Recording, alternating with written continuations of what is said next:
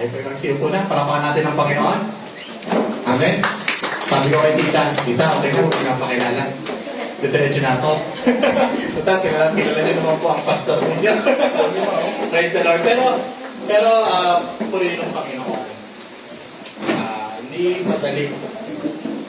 Hindi po madali para sa amin sitwasyon, pero very timing yung preaching ngayon kasi hindi tayo nakabase sa sitwasyon o emosyon para purihin ng Panginoon.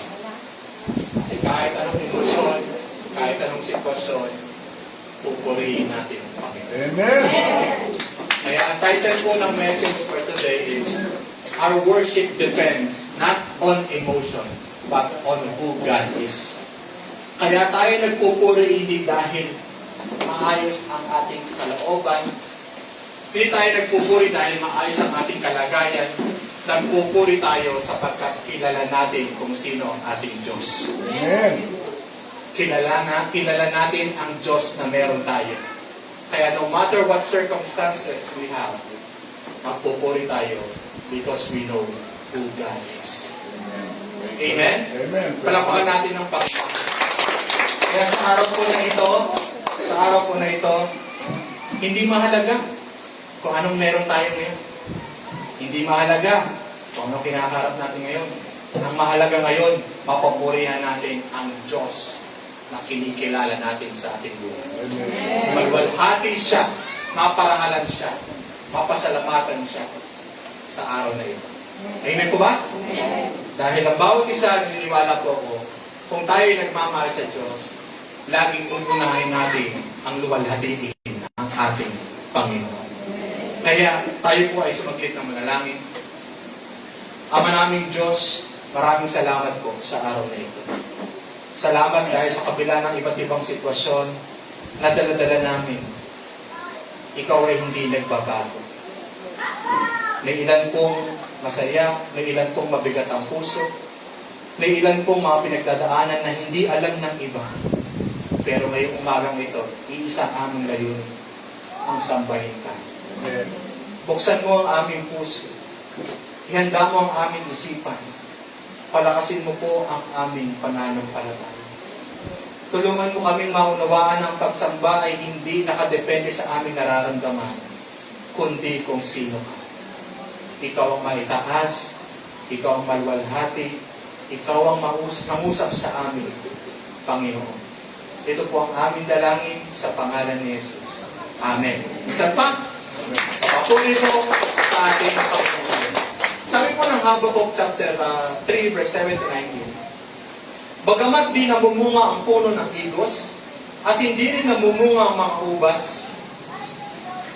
kahit maantala ang pamunga ng olibo at walang aanihin sa mga bukirin, kahit na mamatay lahat ang mga tupa at mawala ang mga baka sa kulungan, magagalak pa rin ako at magsasaya.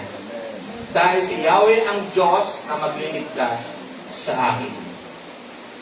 Ang Panginoon, Yahweh, ang sa akin nagpapalakas. Tulad ng usa, tiyak ang aking mahakbang, inalalayan niya ako sa mga kabundukan. Mga kapatid, it is a powerful declaration of faith that teaches us to rejoice in God despite of hardship or loss. Tayo man ay nawalan, tayo man ay may pagsubok, but this Habakkuk chapter 3 verse 7 to 19 teaches us to rejoice in the Lord always. Kaya ang sabi ni Habakkuk dito, nawalan man ako ng ani, wala mang bunga ang puno, wala man akong aanihin, patuloy pa rin akong magsasaya sa Panginoon. Mawalan man ako, tupa man, o aking mga ariyan, o ano pa man mawala sa akin, magagalak pa rin ako sa Panginoon. Amen. Dahil ang nagpapalakas sa akin, walang iba kundi ang Diyos. Tulad ng usa, tayo'y palalakasin ng Panginoon. Kaya tinuturo po sa atin sa araw na ito, regardless anumang sitwasyon na meron tayo, mga kapatid, Hindi hadlang yan upang hindi natin purihin ang Panginoon. Why? Because our worship is not depend on our emotion, but on who God is. Magpupuri tayo anumang kalagayan sapagkat kilala natin ang Diyos na meron tayo. Siya ang ating lakas. Siya ang ating pag-asa. Siya ang ating kapayapaan. Siya ang nagbigay ng buhay. Siya ang pinagbumulan na lahat ng bagay. Kaya wala akong dahilan upang hindi ko papurihan ng Diyos anumang kalagayan ng aking buhay. Nauunawaan ko ang Diyos ang meron ako na nagpapalakas sa akin. Amen po ba? Purihin ang Panginoon. Sabi sa English, through the fig tree does not bud, and there are no grapes on the vines. Walang bunga, walang ani, yet I will rejoice in them. Even I experience loss, yet I will be joyful in my God, my Savior, because He will strengthen me. Sana, makita natin yung mensahe niya ito, na meron tayong Diyos. Sabi ko sa tayo, meron tayong Diyos. Pag alalahanin mo palagi ang sitwasyon mo, meron tayong Diyos. Sa Kanya may kapanatagan tayo. Sa Kanya may kalakasan tayo sapagkat meron tayong Diyos. Tayo ay sumasamba na hindi nakadepende sa ating sitwasyon at damdamin. Sapagkat ang sitwasyon ay hindi po laging madali. Ang damdamin ay hindi po laging magaan. Pero may isang katotohanan na dahilan po bakit patuloy tayong sasamba.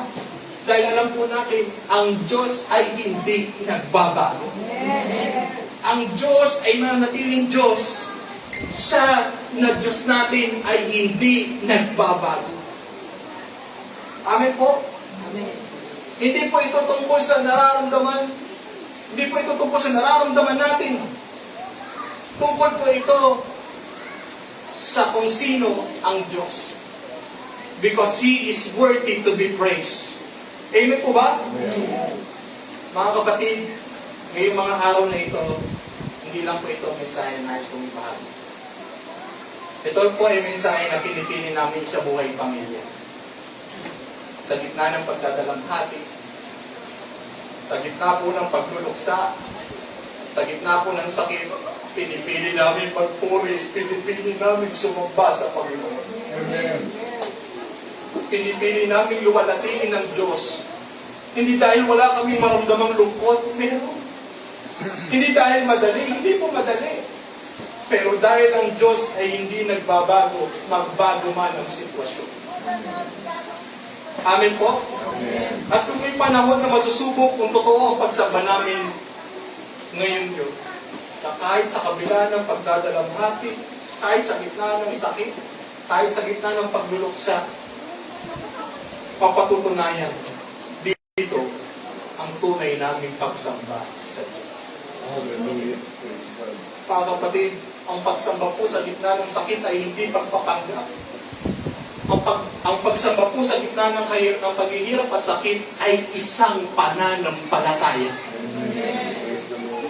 Kung anong pananampalataya na meron tayo, dapat makita yan anumang sitwasyon ng ating buhay. Kaya hindi po madali sa amin. Hindi madali sa inyo mga pinagdadaanan nyo. Hindi po lang kami nakapokus sa aming pagsubok. Meron din kayo mga iba't ibang mga pagsubok. Hindi madali. Hindi magaan. Minsan humaharap tayo sa mga minsan mabibigat na sandali ng buhay.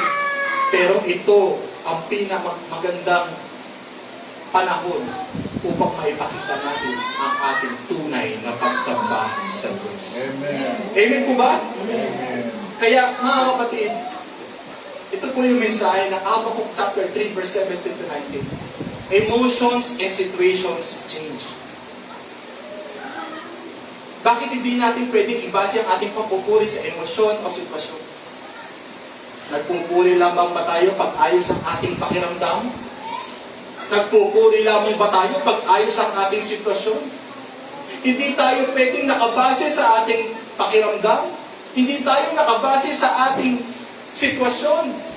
Sa totoo lang, kapag may pinagdadaanan kang sitwasyon, kadalasan po, hindi pagpupuri ang nagiging automatic eh. Bakit po? Kasi, naniniwala po ako, may mga sandali na struggle is real. Tama po ba? Imbis na our heart is nagiging closer kay God, lumalayo because of your struggle. Amin po ba?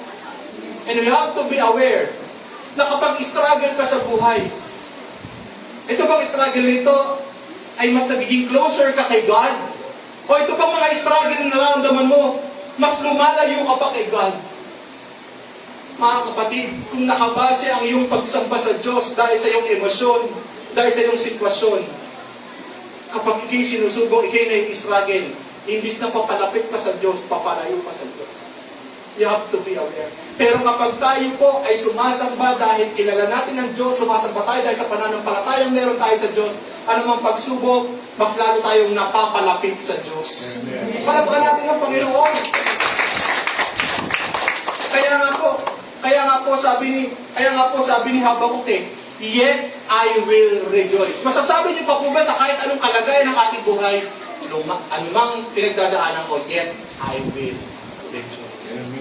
Sana katulad po ni Habakuk, nawalan ako ng bunga, wala akong aanihin, nawalan ako ng mga bagay-bagay, yet I will rejoice in my Savior. Unawaan po ninyo. Still, pinili niyang magpuri sa Panginoon. Still, pinili niyang luwalatingin ng Panginoon. Kahit hindi niya dinideny yung kawalan, hindi niya ini-ignore ang sakit, pinili niya ang Diyos. Amin po ba? Ganon din po kami bilang pamilya ngayon. Masakit, pero pinipili namin ang Diyos, yet we will rejoice in the Lord. At baka may ilan dito ngayon, may mga silent pain. Baka may ilan dito ngayon, may mga silent battles. May mga ilan dito, may mga hardship. Pero masasabi po ba natin ngayon sa ating puso, despite of everything, we rejoice in the Lord. Amen. Pwede po bang sabihin natin? Hindi ko alam ang pinagdadaanan natin, pumikit ka, pero sabihin mo, Lord, sa kabila ng lahat ng ito, I will rejoice in you. I will worship you. Palapakan natin ang Panginoon. Praise God? Praise God po ba? Our worship is not based on emotion, but on who God is. Nagpupuri tayo dahil kilala natin ang Diyos na meron tayo. Anumang kalagayan ng buhay. Praise God. Yes. Sabi po ng Psalms 34:1, I will bless the Lord at all times. His praise shall continually be in my mouth. Hindi po sinabi ni David, I will bless the Lord when I feel good. I will bless the Lord if my situation is blessed. Pero paano in times of discomfort, in times of struggle, masasabi mo po ba na I will bless the Lord at all times? Pero si David, ang sabi niya, I will bless the Lord, not when I feel good, but I will bless the Lord at all times. Amen po? His praise shall continually be in my mouth. Kahit nasasaktan ako, papuri sa iyo, Panginoon. Kahit nahihirapan ako, papuri sa iyo, Panginoon. Kahit po may pinagdadaan ako, papuri sa iyo, Panginoon. Anumang pangangailangan, anumang sitwasyon ng buhay, papuri sa iyo, Panginoon. Amen. Because His praise shall continually be in my mouth. I will bless the Lord at all times. Amen. Nawa alalahanin natin ito sa anumang sitwasyon ng buhay natin. Patuloy natin pipiliin, purihin ang Panginoon. Amen ba? Kasi sa verse 19, sabi niya, siya ang magbibigay sa atin ng lakas. Tulad ng usa, magiging yung hakbang natin sa buhay ay gagabayan ng Panginoon. Amen. Amen po? Amen. Praise God. Number 2, God's character is unchanging. Kaya tayo nagpupuri, hindi base sa emosyon, kundi kung sino siya, because alam natin, ang Diyos na hindi nagbabago. Amen po ba? Bakit nakayanan ni Habakuk ang kanyang sitwasyon? Kasi alam niya, anumang kalagayan niya, ang Diyos still hindi nagbabago. Sabi ng Malakay chapter 3 verse 6, I the Lord do not change. Siya'y mananatiling tapat. Hello! Siya'y mananatiling mabuti. Siya'y mananatiling na na sovereign, siya may control ng lahat ng bagay. Siya ay manatiling Diyos na pagpala, Diyos na banal, Diyos na tapat magpakailanman. Hindi nagbabago ang Diyos. Amen? Amen. Ang nagbabago ang tao, nagbabago ang kaperahan, nagbabago ang kalusugan, nagbabago ang sitwasyon. Everything in this world changes. But there is one na hindi nagbabago. And sabi niya in Malachi chapter 3:6, I, the Lord, do not change. Amen po ba? Ano mga sitwasyon natin? Sa mundo natin, maaaring pwedeng magbago. Pero meron tayong Diyos na makakapitan na hindi nagbabago. Amen. Siya'y mananatiling tapat, siya'y mananatiling mabuti, siya'y mananatiling sa pag-ibig niya sa ating lahat. Kaya magbago man ang sitwasyon, alalahan natin may Diyos na hindi nagbabago sa buhay natin. May Diyos na mananatili sa buhay natin. May Diyos na nanatiling tapat at mabuti, umiibig sa lahat sa atin. Palakpakan natin ang Panginoon. God does not change. He will remain holy. He will remain faithful. He will remain sovereign. He will remain good and He will remain loving. Ano mang sitwasyon natin, hindi naman nagbabago ang Diyos. Kaya makapagpupuri pa rin tayo. Mga kapatid ko, ang Diyos nagbabago din tulad natin, wala tayong matibay na pundasyon. Hindi po ba? Pero kung alam natin na dahil hindi siya nagbabago, may dahilan tayo para sumamba araw-araw. Kasi alam natin, mapangangawakan natin na meron tayong Diyos na hindi nagbabago. Amen po? Praise God. Kaya pray po ang Panginoon. Whenever situation changes, God remains the same. When you lose something, God remains faithful.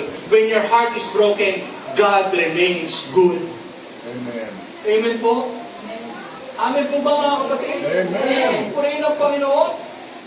That's why, patuloy natin purihin ang Diyos. Because number 3, worship is declaration. I want you to understand the worship is not therapy. Kaya ka nag-worship, gusto mo lang pakalmahin ang sarili mo. No. Maling dahilan yan. Bakit ka nag-worship? Gusto kong pumalma. No. Nag-worship ka is because nag-declare ka. Through your worship, dinideclare mo. Ano yung dinideclare mo? When you worship in blessing, sinasabi mo, God is good. Tama po ba? Kapag may blessing ka, kapag may tumatanggap ka ng biyaya mula sa Diyos, ano yung sinasabi mo? God is good. Tama po ba? Nagde-declare ka sa pamagitan ng worship mo kung sino ang Diyos. Pero, when you worship in pain, you declare, God is still good. Amen. Tama po ba? Yung word na still is very powerful. Di ba? When you worship Lord, napakabuti mo. Pero pag in times of pain, masabi pa rin ba, Lord, napakabuti mo pa rin. Worship is the declaration of your faith to God. Amen po ba? Every time nag-worship ka, dinideclare mo yung paano mo kinikilala ang Diyos sa buhay. You can cry and still worship. You can grieve and still trust. You can feel weak and still declare the Word of God in your life. Amen po ba? Kahit anumang nararamdaman natin, nag-worship tayo because through worship, dinideclare natin na meron tayong Diyos na mabuti, Diyos na dakila. Amen po ba? Kaya habang nagpupuri tayo, sama-sama tayo nagde-declare ng kadakilaan ng Panginoon. Kaya mas masarap po na anumang sitwasyon ng ating buhay, mag-worship tayo. Bakit? Dito natin nade-declare ang Diyos na meron tayo. Ang Diyos na tapat. Ang Diyos na dakila, magpakailanman. Amen. Kaya kahit umiiyak ka, nagluluksa ka, mahina ka, ginagawa mo ang pagpupuri. Dinideclare mo kung sino ang iyong Diyos. Amen. Amen! Palapakan natin ang Panginoon. Kahit hindi mo naiintindihan ang nangyayari, sumasamba ka pa rin dahil kilala mo kung sino siya. Amen. Kaya sabi ni Job 1:21, the Lord gave and the Lord has taken away. Panginoon, kinuha mo sa akin ang aking mahal sa buhay. Panginoon, may mga nawala sa akin. But blessed be the name of the Lord. Amen! Nawala na siya! Nawala na siya! Namatayan na siya! Pero ang sabi pa rin niya, blessed be the name of the Lord! Maaring dumating tayo sa kalagayan ng ganitong buhay. Pero masasabi pa rin pa natin, blessed be the name of the Lord. Si Job, alam niyo naman ang buhay ni Job, mas grabe pa sa naranasan nating paghihirap. The Lord gave and the Lord has taken away. Sinabi niya, wala akong may question sa Panginoon. Wala akong may sisisi sa Panginoon. Bakit? The Lord gave, siya rin naman nagbigay eh. And the Lord has taken away. Siya ang bibigay ng buhay. Hiram natin itong buhay na ito dahil sa kanyang biyaya, pinagkalooban niya tayo ng buhay. The Lord gave and the Lord has taken away. But no matter what happened, blessed be the name of the Lord. Lapakan natin ang Panginoon. Amen po ba? Hallelujah. Ito po yung worship sa gitna ng pagkawala. Ito po yung sa worship sa gitna ng pagsubok. Masasabi mo pa rin, blessed be the name of our life. Amen po? Jesus is our perfect example. Sa Gethsemane, naalala niyo yung preaching nakaraan, sa Gethsemane, alam ni Jesus na yung darating na suffering sa kanya. Alam niya yung cross, alam niya yung sakit, hindi madali, hindi biro.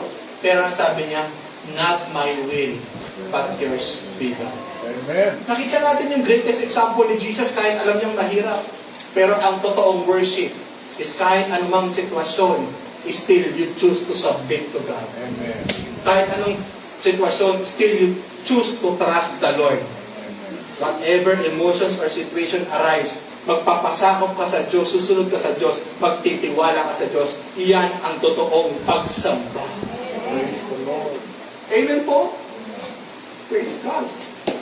Sumunod siya hindi dahil magaan ang pakiramdam niya. Sumunod siya dahil kilala niya ang kanyang Ama. Sumusunod tayo, nagpapatuloy tayo kasi kilala natin ang Diyos na meron tayo. Amen. Kaya anumang kalagayan, magpupuri tayo dahil kilala natin ang Diyos na meron tayo. Amen po? Kung mga kapatid, kung si Jesus po nagtiwala sa Ama sa gitna ng suffering, kaya din natin magtiwala sa Diyos sa gitna ng mga pinagdadaanan natin. Amen. Kasi si Jesus ay sumasa atin. Amen. Amen po ba? Palapakan natin ang ating Panginoon.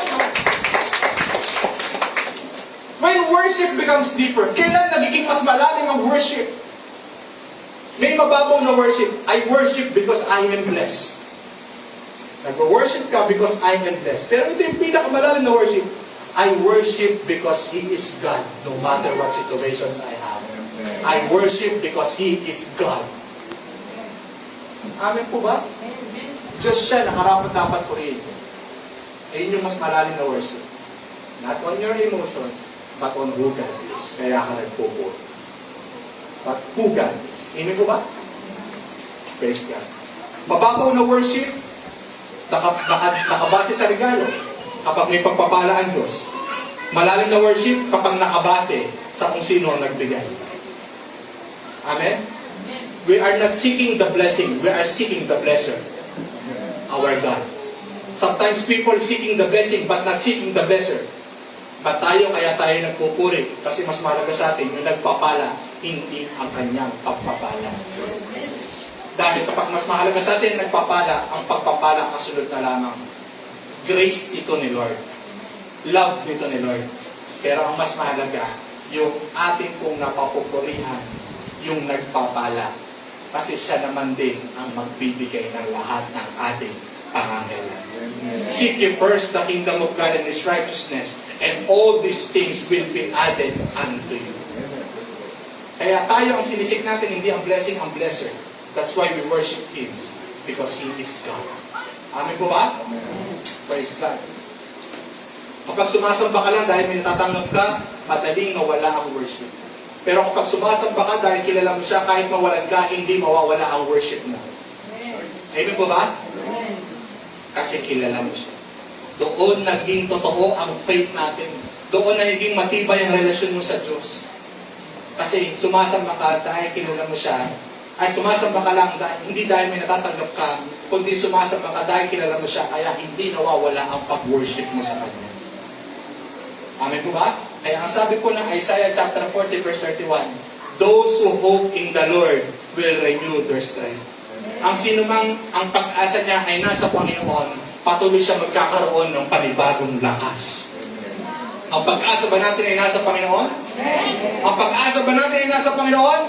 Patuloy kang bibigyan ng panibagong lakas ng Diyos anumang hamon ng buhay. May kalakasan tayo sa Panginoon. Ang lakas natin hindi galing sa emosyon. Ang lakas na meron tayo galing sa Panginoon. Amen po? That's why those who hope in the Lord will renew their strength.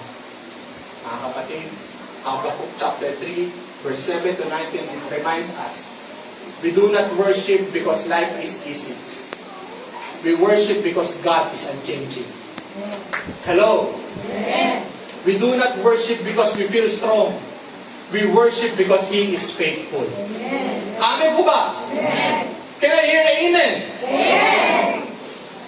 And even if everything around us changes, kahit na magbago ang lahat sa aking paligid, yet I will rejoice in the Lord.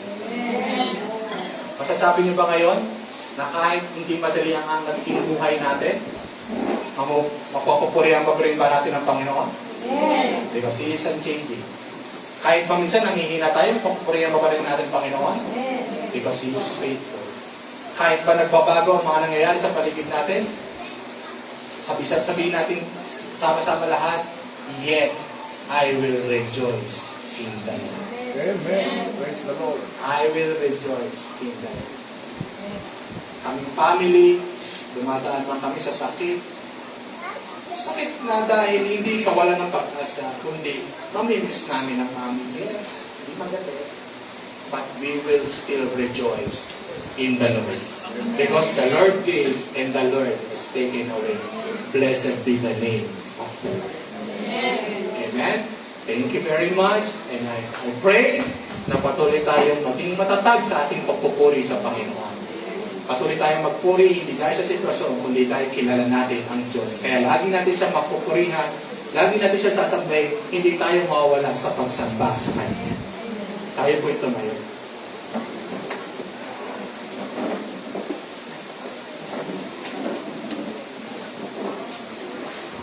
Ama naming Diyos, salamat po sa iyong salita.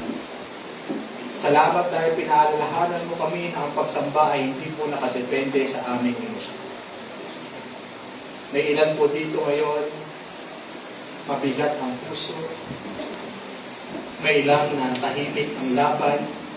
May ilan na may mga silent pain pinagdadaan. Ngunit, Panginoon, alam po namin sa sandaling ito, pinipili namin magtiwala sa iyo, Panginoon. Pinipili namin magpuri, pinipili namin sumamba, pinipili namin luwalhatiin ka, Panginoon. Hindi madali ang buhay, hindi dahil madali ang buhay, hindi dahil magaan ang pakiramdam, kundi dahil ikaw ang Diyos namin na hindi nagbabago. Palakasin niyo po ang bawat pusong nanghihina, yakapin mo ang bawat pusong nagluluksa, patatagin mo ang bawat pusong nasa pagsubok. At tulad ng sabi ni Habakkuk, kahit mawalan, kahit masaktan, kahit mabigat ang sitwasyon, yet we will rejoice in the Lord. Ikaw ang aming lakas, ikaw ang aming pag-asa, ikaw ang aming Diyos, magpakilaman naming sasambahin sa lahat ng oras. Sa pangalan ng Ama, ng Anak, at ng Espiritu Santo. Amen. Amen. God bless po sa bawat isa.